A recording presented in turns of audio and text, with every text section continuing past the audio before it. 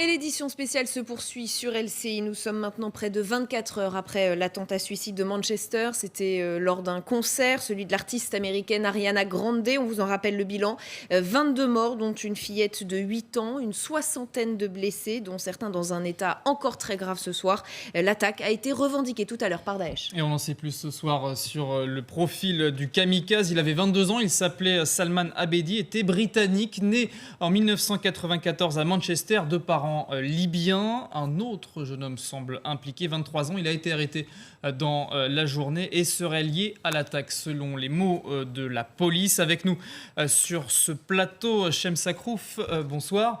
Vous êtes expert en renseignement, directeur pôle IES chez Sentinelle, auteur notamment de Daesh et Al-Qaïda, le risque terroriste en France. Jean Bévalet, également avec nous, bonsoir. Bonsoir. Consultant sur les risques sécuritaires, auteur de Terrorisme, gagner la troisième guerre mondiale. Et avec nous également Julien Arnaud du service politique d'LCI. Bonsoir Julien. Et on va d'abord rejoindre Camilla Campusano qui se trouve à Manchester avec Thomas Hortet. Bonsoir Camilla. Camilla, près de 24 heures après l'attentat, évidemment l'heure est au recueillement, aux hommages, et une veillée a été organisée ce soir. Oui, des milliers de personnes ont répondu présent. Il y en reste encore quelques centaines ici sur la place de la mairie. Une veillée qui a commencé par une minute de silence, suivie par un moment de recueillement en musique. Et puis le maire de Manchester s'est exprimé.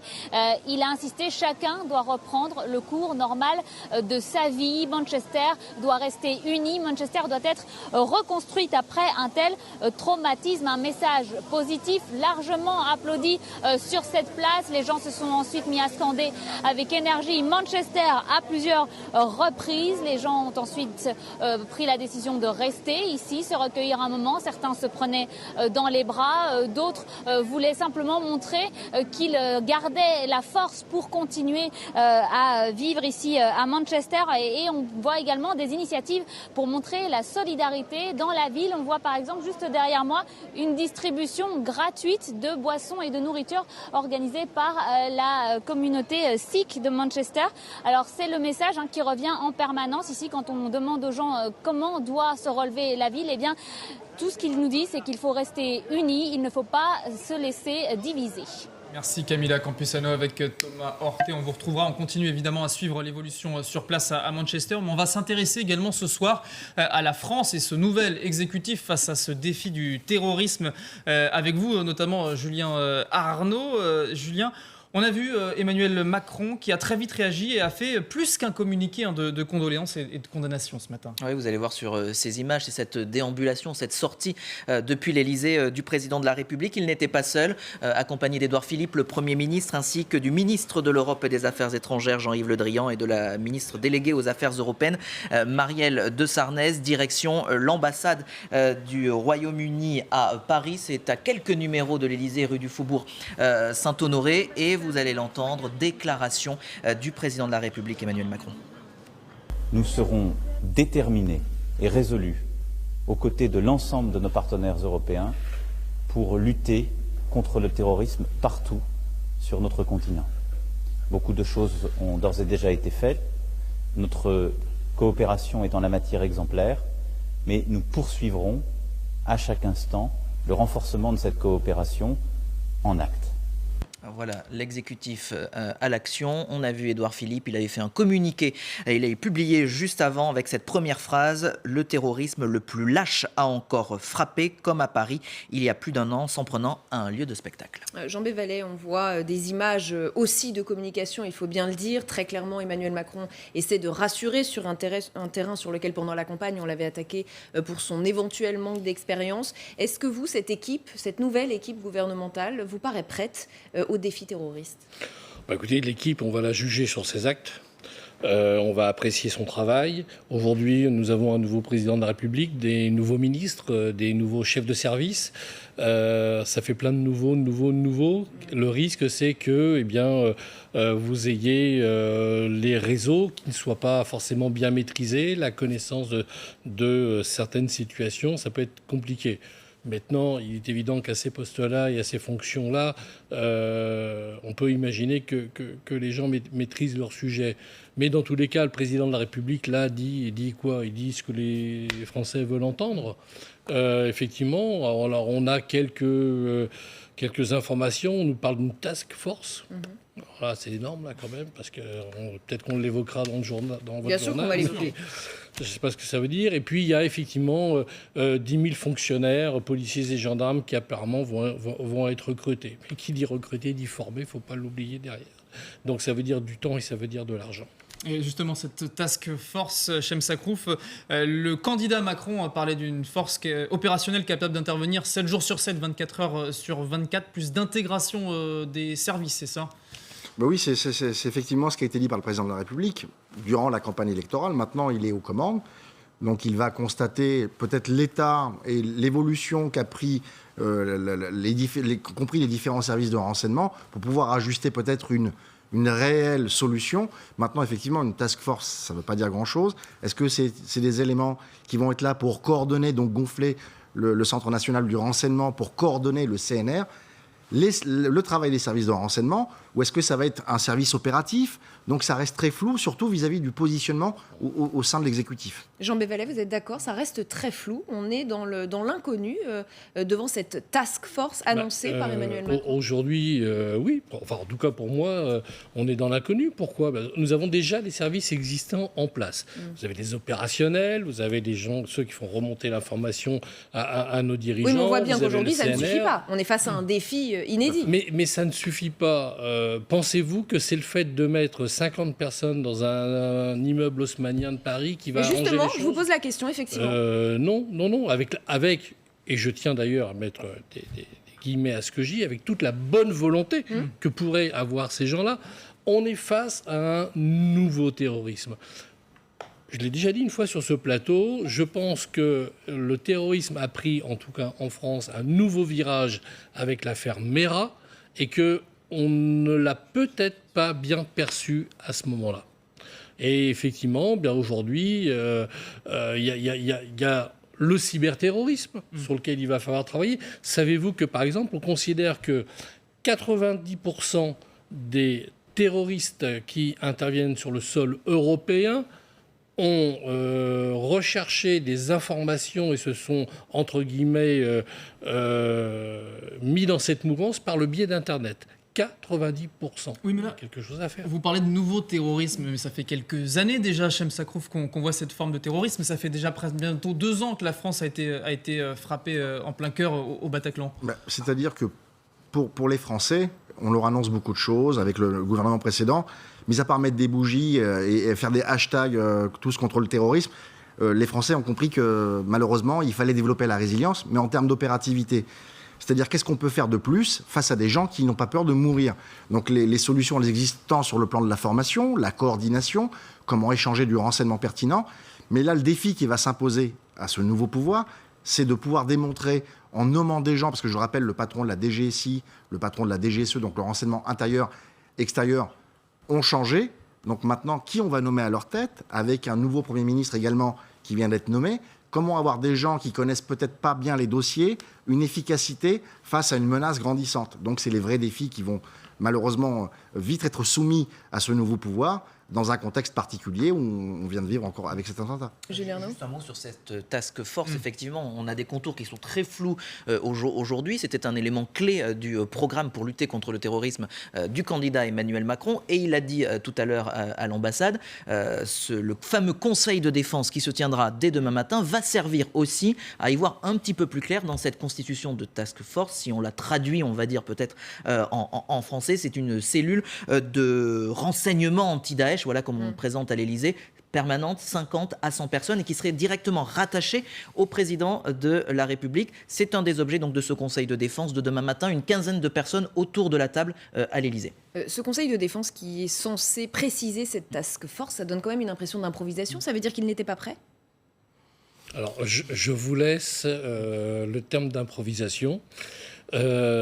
Ceci dit, effectivement, peut-être que c'est une forme de cellule qui va spécifiquement travailler sur Daesh et faire remonter de l'information au président de la République. Ceci dit, Je pense que si c'est ça, à mon avis, il y a des gens de la DGSE qui vont quand même pas être très contents, pas très câlins, parce que c'est quand même leur métier de base, ils le font bien, ils le font même plutôt très bien en France, et ça veut dire qu'on est en train de remettre en cause leur pertinence et leur capacité à traiter ce type de dossier. Et James Sacco, Oui, vous acquiescez. oui, tout à fait. Je rejoins cette analyse. Et puis, il faut préciser que c'était le monsieur renseignement, entre guillemets, c'était monsieur Casas, qui était prévu lors de, justement, je me rappelle avoir croisé sur ce plateau, qui n'est plus dans les équipes.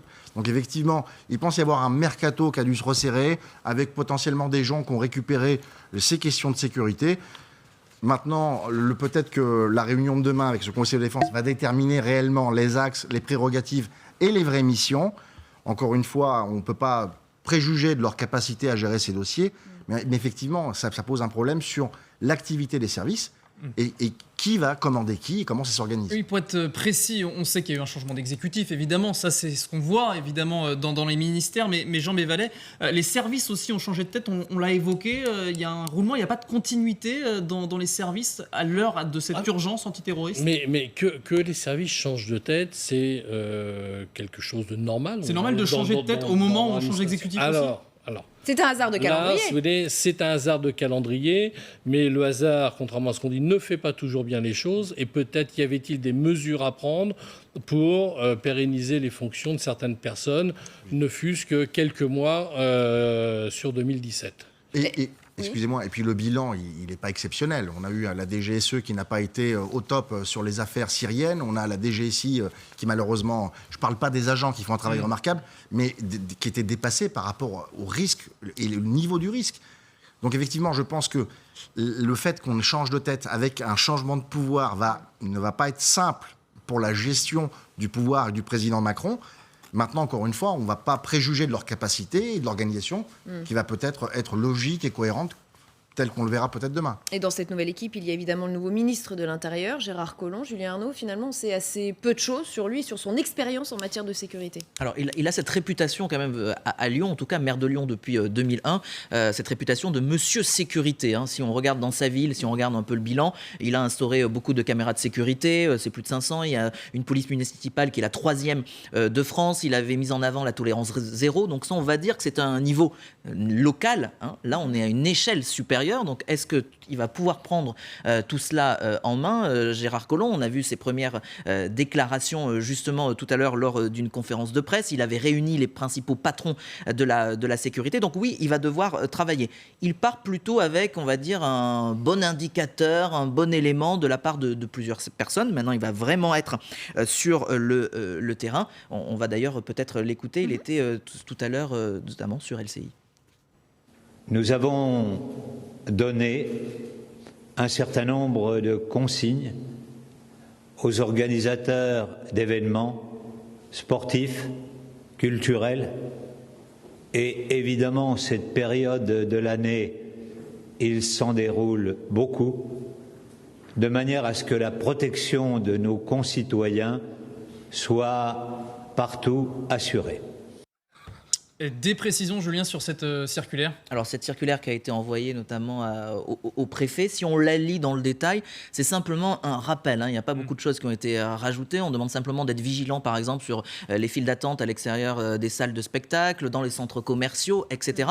En même temps, on est aujourd'hui à un niveau de sécurité qui est maximal, que ce soit Vigipirate en alerte maximale ou que ce soit... On vit la France sous l'état d'urgence. Donc la situation, elle est telle qu'elle. Juste pour information, j'ai appelé un petit peu des grandes villes qui organisent des événements dans les jours qui viennent. C'est par exemple la ville de Bordeaux avec la grande fête du fleuve.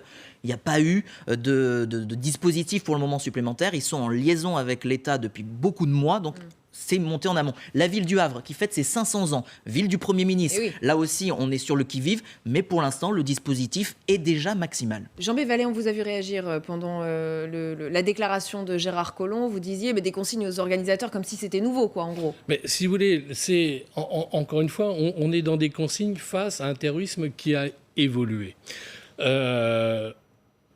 Vous savez, nos services de renseignement apprennent, mais les terroristes apprennent aussi, et apprennent notamment de leurs erreurs. Souvenez-vous, l'attentat au Stade de France, hein, le gars qui se fait sauter, on ne sait pas bien comment, dans quelles conditions, etc., mais globalement sans grand résultat. Et on a là la même chose avec 22 morts. Sur ce plateau, un jour, on évoquait la sécurisation des aéroports. Et je disais que dans les aéroports, vous pouvez mettre toute la sécurité que vous voulez et il n'y aura plus d'attentats dans l'aéroport. Il y aura des attentats à l'extérieur de l'aéroport. Et c'est bien ce qui se passe malheureusement aujourd'hui. Là, on l'a vu, oui, c'était à la sortie plutôt qu'à l'entrée où on est fouillé. Exactement, c'est-à-dire que là où les gens vont montrer leur sac, ouvrir leur veste, se prêter à tout ce qu'on leur demande pour effectivement assurer leur sécurité, eh bien vous avez un individu qui attend là avec son sac, et ça donne malheureusement ce que ça a donné. On ne s'est pas adapté, Chem Sacrouf, 1 an et demi après ce qu'on a vu, cet attentat raté ou presque au Stade de France. Oui, effectivement. Ce qui pose réellement problème, c'est que les formations pour s'adapter aux nouvelles menaces, elles existent. À Paris de Assas, vous avez 2 nouveaux diplômes. CIR pour la fonction responsable sûreté pour les entreprises et pour le public. Et à Lyon 1, vous avez par exemple un diplôme qui s'appelle Intercrime, dédié à la lutte antiterroriste avec une coopération internationale avec les Américains. Le problème, c'est qui va absorber le coût de ces formations? Est-ce que les agents qui sont sur le terrain ont le temps de la mettre en œuvre? Donc c'est une question d'argent, de volonté. Je tiens quand même à rendre hommage au gouvernement précédent et à celui qui vient de prendre le relais. On a par exemple le préfet Philippe Allon, qui a été déjà consulté par les équipes du président Macron en amont de l'élection présidentielle. Il s'était quand même intéressé à ces sujets. Moi, je sais que les équipes du président actuel avaient interrogé pratiquement tous les responsables des services de renseignement pour essayer d'avoir une réponse adaptée à un nouveau contexte sécuritaire. Donc effectivement, il y a ce travail-là de recherche et d'essayer d'améliorer. Mais encore une fois, c'est des jeunes qui sont aux commandes. C'est avec une problématique de plus en plus complexe. Comme vous l'avez dit tout à l'heure, les terroristes s'adaptent en permanence. Oui. Et aussi tirent des leçons. Bien évidemment. Bien sûr. Il y a l'impact des médias. Est-ce qu'on doit donner le nom, encore une fois, à cette polémique de terroristes et montrer leur visage? Parce qu'on sait très très bien que des gens qui peuvent être faibles d'esprit ou qui ont envie d'avoir la même image en termes de réussite d'attaques terroristes peuvent s'inspirer de ces gens-là. Donc toutes ces questions-là, ça doit faire l'objet d'une concertation beaucoup plus large que celle de l'Élysée avec les acteurs publics, les acteurs sociaux. Qu'est-ce qu'on a appris de la radicalisation? Comment on va stopper l'endoctrinement à travers les réseaux sociaux? Est-ce qu'on a un message fort? Quelles sont les doctrines qu'on va mettre en œuvre? Ces choses-là, c'est le vrai enjeu que va rencontrer le gouvernement, au-delà du simple site à protéger pour protéger un événement. Et cet attentat de Manchester pose évidemment la question de la sécurisation des salles de spectacle. On va tout de suite retrouver Alix Van Pee qui se trouve devant le théâtre de la Huchette. C'est dans le 5e arrondissement de la capitale. Alix, bonsoir. Est-ce que vous remarquez des mesures de sécurité renforcées ce soir autour de ce théâtre, par exemple? Oui, ici nous sommes arrivés avant 20h. Les spectateurs attendaient pour assister à la leçon d'Eugène Ionesco et chaque spectateur a été soumis à un contrôle de sécurité qui existe depuis quelques mois selon le directeur du théâtre de la Huchette et il nous a d'ailleurs été détaillé par le directeur. On l'écoute. On demande aux gens d'ouvrir leur sac et systématiquement toutes les personnes qui sont ici ouvrent leur sac et leur blouson. On regarde évidemment de près tous les spectateurs qui entrent ici et puis on inspecte la salle avant et après chaque spectacle. Il faut savoir ici qu'on a une multiprogrammation comme dans beaucoup d'autres théâtres à Paris. On a un spectacle à 19h, un spectacle à 20h et un spectacle à 21h. Donc après chaque spectacle, il y a la sortie des spectateurs et avant l'entrée des nouveaux spectateurs, on regarde dans la salle qu'il n'y ait aucun oubli, que personne n'ait rien laissé et ensuite on contrôle les sacs et on demande aux gens d'ouvrir leurs blousons sur l'entrée des nouveaux spectacles. Un dispositif qui devrait d'ailleurs être renforcé dans les semaines à venir, comme l'a souhaité le préfet de police de Paris. Ici, cela va se traduire par une personne de plus qui sera embauchée, qui sera à l'entrée pour gérer la sécurité, et par des patrouilles de police qui devraient être plus fréquentes dans la journée. Pour l'instant, il y en a 2 dans l'après-midi, une au début de l'après-midi, une autre en fin d'après-midi, selon le directeur de ce théâtre, qui nous a d'ailleurs indiqué que les résultats étaient très bons cette année, quelle que soit l'actualité. Comme l'a rappelé la ministre de la Culture, c'est aussi ce qui permet de faire le lien et de garder de l'espoir en ces temps difficiles. Merci Alix Van Pee, au cœur de Paris. Jean Bévalet, on a entendu ce dispositif dérouler. Quelques moyens supplémentaires. Est-ce que c'est à la hauteur ou est-ce que c'est avant tout pour rassurer, pour l'affichage ? Écoutez, c'est bien évidemment pour rassurer et c'est tout à fait normal. C'est important que les gens qui vont passer une soirée en famille puissent se sentir un minimum à l'aise. Mais je crois que comme dans tout événement, il faut travailler l'amont et l'aval. Il va falloir qu'on mette en place dans ce pays un programme pour les premiers secours. D'accord ?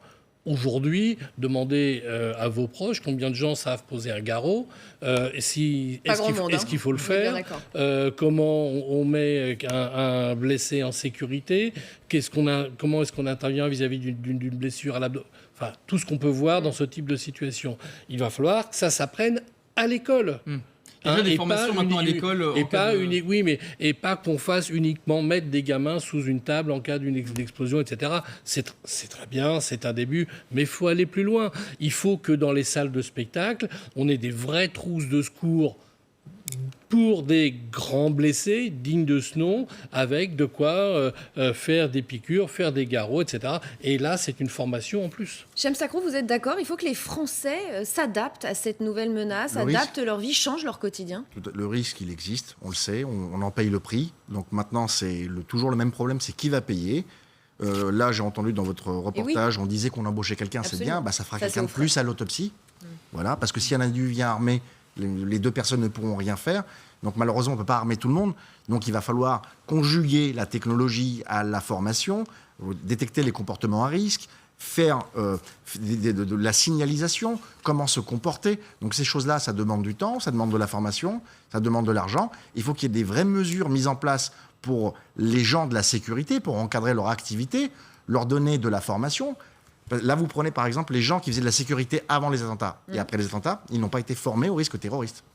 Et justement, toutes ces réactions aujourd'hui politiques en France ont tourné aussi sur les mesures à prendre. Julien Arnaud, la classe politique qui, dans son ensemble, a réagi. Oui, sur l'émotion, tout d'abord, tout le monde était très ému après l'annonce de cet attentat. Christian Estrosi à Nice touché aussi par un attentat. Marine Le Pen, elle aussi, a tenu à réagir. Les gouvernements successifs ne sont pas assez loin et on va commencer par entendre Anne Hidalgo, la maire de Paris, la capitale aussi, frappée en plein cœur par des attentats. J'ai d'autant plus de peine que ça nous rappelle tellement le Bataclan et cette jeunesse visée. Je pense au désarroi, vraiment à la tristesse, à ce qui se passe dans les jours d'après. Ici à Nice, nous avons encore des cicatrices béantes.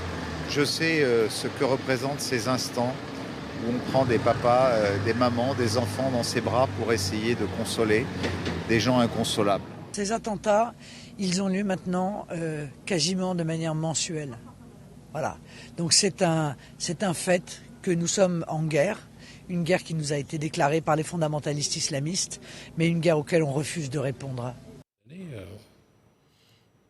Et Julien Arnaud, on vient d'entendre donc ces réactions politiques. Est-ce que ça peut devenir un thème de campagne finalement? Alors je me suis entretenu avec quelques candidats pour les législatives qui eux a priori disent que ça ne va pas bouleverser la campagne puisque cet attentat n'a pas eu lieu sur le sol français. Ce n'est pas pareil que lors de la présidentielle où il y avait eu cet attentat à quelques jours du premier tour du scrutin. Là ils sont un peu plus sur la réserve, mais effectivement le thème de la protection, de la lutte contre le terrorisme, ça oui les candidats vont le mettre en avant et on peut penser au sein même du mouvement En Marche puisque un des candidats pour Emmanuel Macron, c'est Jean-Michel Fauvergue, l'ancien patron du RAID. C'est lui qui a participé à l'élaboration du programme du candidat Macron. Donc oui, on peut penser que ça sera en tout cas mis sur la table dans les prochains jours. On a entendu Christian Estrosi qui prenait l'exemple des Israéliens. Est-ce que pour vous, c'est un exemple à suivre en matière de prévention contre les attentats?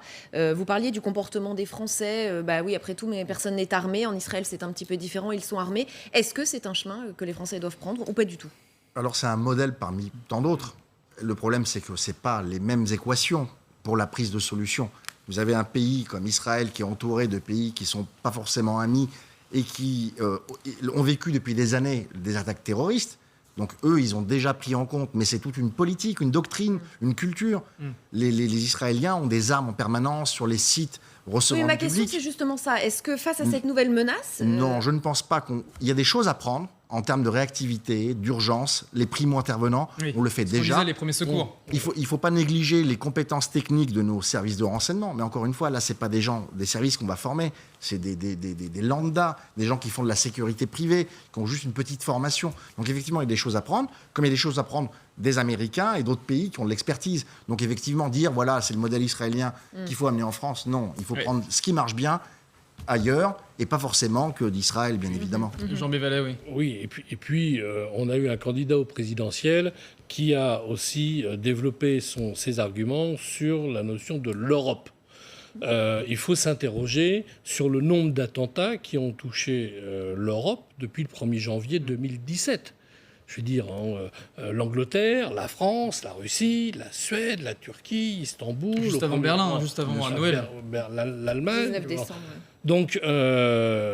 Donc c'est bien l'Europe, avec tout ce que ça veut dire derrière, c'est bien l'Europe qui est attaquée au-delà de ses prises de position internationales, sa culture et son mode de vie. Et d'ailleurs, Emmanuel Macron a appelé de ses voeux plus de coopération européenne, tout en disant qu'elle était exemplaire. Où en est-elle, Chem Sakrouf? Est-ce qu'il y a une vraie coopération, une bonne coopération aujourd'hui? Alors, j'étais pas aux réunions, malheureusement, entre la passation de pouvoir entre les deux ministres de l'Intérieur ou les deux ministres de la Défense ou les deux présidents de la République.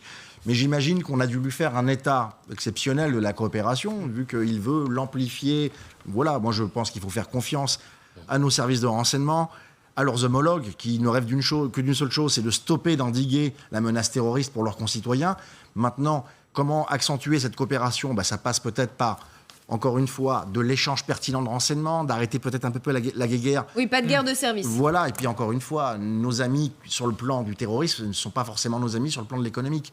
Donc nous, en France, nous avons déjà des agents de renseignement qui travaillent sur la guerre économique. Donc ces sujets-là se croisent, ça devient complexe, mais j'ai confiance en la parole du président de la République qui a dit qu'il allait renforcer la coopération européenne. Jean Bévalet, vous parliez il y a 2 secondes d'un autre attentat effectivement qui a frappé la Grande-Bretagne, c'est celui de Londres, il y a 2 mois, jour pour jour. Frédéric Agnès, vous êtes à Londres pour LCI et pour TF1. Theresa May a réagi évidemment à cette attaque terroriste, mais elle n'a pas relevé le niveau d'alerte pour autant, comme lors de l'attentat de Londres d'ailleurs. Absolument, pas pour l'instant. Il y a à cela une raison simple, c'est que le niveau d'alerte est de 4 sur une échelle de 5 et pour déclencher le degré 5 d'alerte, il faut que les autorités soient certaines qu'une attaque va se produire de manière imminente. À ma connaissance, ce degré d'alerte n'a jamais été déclenché ici en Grande-Bretagne. Vous parliez à l'instant de l'attaque qui a eu lieu ici même à Westminster il y a 2 mois. Il y a des conséquences à cela, c'est que la présence policière est renforcée. Le maire de Londres a d'ailleurs annoncé aujourd'hui que cette présence allait être à nouveau renforcée. C'est très visible. On a vu beaucoup de policiers en armes autour de Westminster. Quelques policiers également à la gare internationale de Saint-Pancras, dans les aéroports. Mais encore une fois, c'est ce que vous disiez, ce sont des mesures qui ont été prises depuis déjà un certain temps ici en Grande-Bretagne. Par ailleurs, et c'est la dernière information ici à Londres, elle est d'ordre politique. La campagne législative est en cours puisque le scrutin doit avoir lieu le 8 juin. Eh bien, la Première ministre Theresa May ainsi que son principal opposant, le travailliste Jeremy Corbyn, ont tous les deux suspendu leur campagne par respect pour les victimes de Manchester. Merci beaucoup Frédéric Agnès en direct de Londres. Chem Sakrouf, vous vouliez réagir sur cette menace. Le niveau d'alerte n'est pas relevé. Où en est la menace aujourd'hui? C'est-à-dire que la difficulté pour des jeunes gens ou des individus qui veulent rejoindre la Syrie ou l'Irak par rapport au renforcement sur le plan des transports et des frontières ne permet plus, comme on le sait, à ces individus d'aller là-bas. La porosité des vecteurs de communication par les télégrammes, on sait maintenant que les services arrivent plus ou moins à récupérer les données. Donc ça veut dire qu'on risque d'avoir une transformation de la menace qui va se transformer plus en un donneur d'ordre qui peut se retrouver en Irak ou en Syrie, mais à des individus qui vont peut-être prendre une nouvelle forme d'attaque terroriste sous forme de guérilla, qui n'auront plus forcément de consignes et qui ne chercheront peut-être plus la mort immédiate. Donc ça peut être des actions courtes avec de petite intensité qui ne seront pas forcément revendiquées et on aura ce qu'on a connu à l'époque de la guerre d'Algérie, de la guérilla qui va défier les services de renseignement et qui ne sera pas facilement quantifiable ou identifiable. Et pas facilement difficile à contrer, on l'imagine aussi. Bien évidemment, parce que justement, il n'y aura plus ces liens de donneur d'ordre. Jean Bévalet, j'aimerais aussi vous faire réagir sur ce que disait Frédéric Agnès en direct de Londres. Theresa May donc n'augmente pas le niveau d'alerte. C'est quelque chose d'assez incompréhensible quand on voit qu'il y a eu 2 attentats en 2 mois. La menace imminente, elle est là. Est-ce que ça changerait quelque chose d'abord d'augmenter le niveau d'alerte 5 sur 5? Qu'est-ce que ça change? Est-ce qu'on développe, est-ce qu'on mobilise plus de forces de l'ordre? Qu'est-ce qui se passe? Alors, il y a plusieurs points intéressants dans ce que vous dites. Effectivement, le fait d'augmenter le niveau d'alerte augmente de facto les moyens mis à la disposition. Donc ça, c'est un premier point. Le deuxième, c'est qu'une fois que vous êtes arrivé au taquet, quel homme ou femme politique va prendre la responsabilité de diminuer C'est comme notre système d'état d'urgence, en fait. Exactement. Bon, maintenant, effectivement, je suis toujours un peu surpris d'entendre ça. Pourquoi ? Parce que, comme je le répète souvent à mes étudiants, l'attentat de demain est déjà prêt. Il est déjà prêt. Donc, dire, effectivement, on ne passe pas au niveau 5 parce qu'on n'a pas d'informations, mais malheureusement, il y aura un prochain attentat. On le sait. Bon. Donc, si vous voulez, voilà, c'est ça qui est surprenant. Juste un petit point sur l'Europe. Il faut que tout le monde comprenne bien qu'il n'y a pas eu de Brexit au niveau des échanges d'informations et de renseignements. Mais c'est très important de le dire, parce que là aussi, il y a moyen de rassurer. La preuve en est, c'est que c'est un Anglais au niveau de l'Europe qui fait le partage des informations au niveau des différents services. Et puis, enfin, même si effectivement... Le problème de l'économie aujourd'hui, c'est que vous avez des croisements d'informations entre l'économique, le social d'un pays à l'autre et la sécurité. À la DGSE, ils vous disent que personne ne prendrait le risque de ne pas informer un pays ami d'un risque potentiel. Vous vouliez réagir, Chemsakouf ? Oui, je partage cette analyse. Oui, c'était surtout sur le niveau de menace qui n'augmente pas. Imaginons qu'elle monte le niveau de menace. Donc ça nécessite des moyens. Ça va impacter l'économie, parce que les gens vont se dire, oh là là, si on remonte le niveau, c'est qu'il va se passer quelque chose. Et qu'il y a un autre attentat. Qu'est-ce qu'elle annonce aux gens ? Oui, on ne peut pas augmenter. C'est comme en France. Et on est bien placé pour le savoir, effectivement, on a un état d'urgence depuis un an et demi. Et justement, Julien Arnaud, cet état d'urgence, il expire en théorie au mois de juillet. 15 juillet. Et Emmanuel Macron a dit qu'il évaluerait la situation. Évaluation de la situation, et c'est Emmanuel Macron, c'est le ministre de l'Intérieur, on en parlait tout à l'heure, Gérard Collomb, il va avoir aussi cette tâche, état d'urgence qui arrive, donc qui a été déjà prolongé à 5 reprises, qui arrive à terme le 15 juillet. Avec une question qui revient à chaque fois, est-ce qu'il faut y mettre fin, est-ce qu'il faut l'inscrire dans la loi, même certains vont jusque-là, que ça soit Bernard Cazeneuve, que ça soit Bruno Le Roux, que ça soit Matthias Fekl et donc Gérard Collomb, pour l'instant, eux, ils ont travaillé sous l'état d'urgence. Chemsakouf, quand on voit votre visage, on a l'impression qu'il ne sert à rien, cet état d'urgence. Non, bien évidemment, déjà c'est un indicateur, on sait qu'on ne peut pas sortir comme avant, mais ça permet surtout de pouvoir mener des investigations et d'avoir des procédures... Soyons clairs, ça ne sert pas à rien. Non, bien sûr que ça ne sert pas à rien. Mais c'est-à-dire que, non, je réagissais avec un petit rictus, tout simplement parce que j'imagine pas le moindre homme politique annonçant qu'on le coupe et que le lendemain qu'il y a un attentat, vous imaginez la posture. C'est ce qu'avait fait François Hollande à la veille de l'attentat. Oui, il devait être fatigué à ce moment-là, parce qu'après on a dit que c'était pas vraiment ce qu'il avait dit. Donc effectivement, c'est très compliqué. Oui, politiquement, ça paraît presque impossible d'en sortir aujourd'hui. C'est ça. Politiquement, aujourd'hui, personne ne dirait on met fin à l'état d'urgence dans la situation dans laquelle nous sommes. Quand il se passe un attentat en Europe, on imagine tous français qu'il va forcément y avoir des répliques, notamment en France. Est-ce qu'on a tort d'imaginer qu'il y aura réplique ? Non, c'est une possibilité. Quand vous travaillez dans ce milieu-là, vous ne travaillez que sur des hypothèses. Donc effectivement, j'aime bien le terme de réplique d'ailleurs, parce qu'on est dans le cadre d'un séisme et puis vous avez une onde de choc. Le deuxième problème, c'est que comme toujours, ça donne après des idées à toute une série de malfaisants. On l'a vu avec les voitures béliers d'ailleurs. Et Christophe Castaner, le porte-parole du gouvernement, a parlé tout à l'heure du scénario d'une action coordonnée en Europe. Il a dit qu'il n'y avait aucune indication de cela, mais c'est un scénario qui existe dans la tête des renseignements, on imagine. Oui, bien évidemment. On imagine que l'objectif pour un terroriste, c'est de pouvoir mener une attaque soudaine, rapide, avec un bilan conséquent, parce que l'objectif est de terroriser. Donc, et sur le deuxième niveau d'interprétation de l'effet recherché, c'est de défier le pouvoir politique pour le mettre mal vis-à-vis du public. Et donc, plus on a peur, plus on se rend compte, où on se pose la question, est-ce que les gens qui sont en charge de notre sécurité sont efficaces ? Donc, c'est le deuxième effet qui se coule. Maintenant, le gouvernement, par rapport à l'état d'urgence, je ne vois pas un seul homme politique annoncer que oui, il a décrété qu'on allait retomber à la normale. Non, ça paraît impossible. Encore une fois, pourquoi ? Parce que si ça arrive, imaginez les conséquences vis-à-vis de l'opinion. On va se dire, vous avez décidé pour quelle raison ? Justifiez-la. La menace n'a pas diminué, donc il n'y a pas de logique à ça. Maintenant, est-ce que ça peut être coordonné ou pas ? Encore une fois, toutes les hypothèses sont ouvertes. Mais je pense que notre capacité à nous, je parle de Français ou de notre gouvernement, de pouvoir avoir une meilleure réponse sécuritaire, c'est de pouvoir disposer de gens capables d'infiltrer ces groupuscules.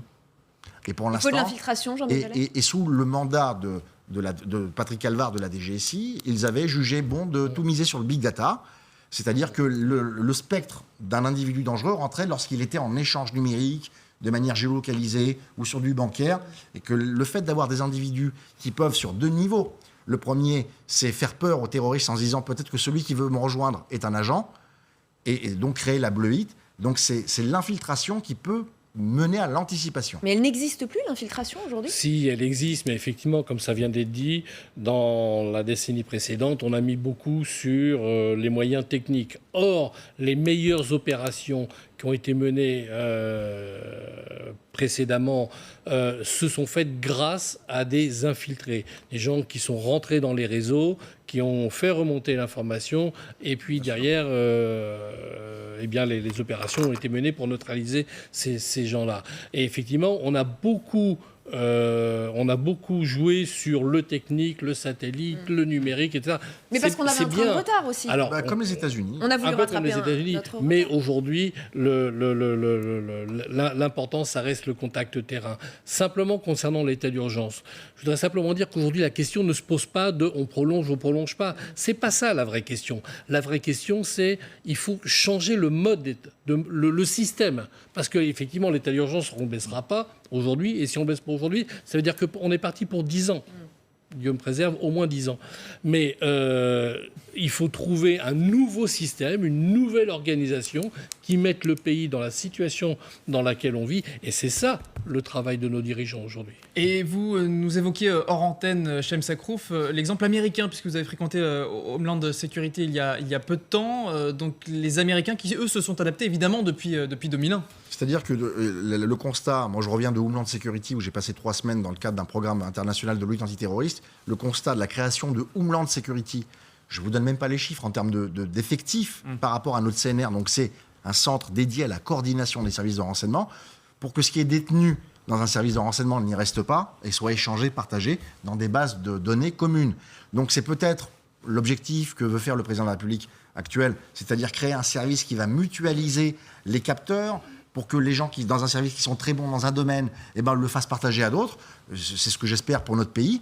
Maintenant, effectivement, la création de ce Homeland est venue après le 11 septembre. On s'était rendu compte qu'à travers les 30 agences de services de renseignement américains, la plupart avaient un morceau du puzzle par rapport aux attentats du 11 septembre. Emmanuel Macron va-t-il s'inspirer du modèle américain ? Comment va-t-il gérer ce défi terroriste ? On continue d'essayer de répondre à ces questions ce soir sur LCI. Merci à tous les 3 d'avoir participé à cette discussion. On y revient avec de nouveaux invités dans un instant. À tout de suite.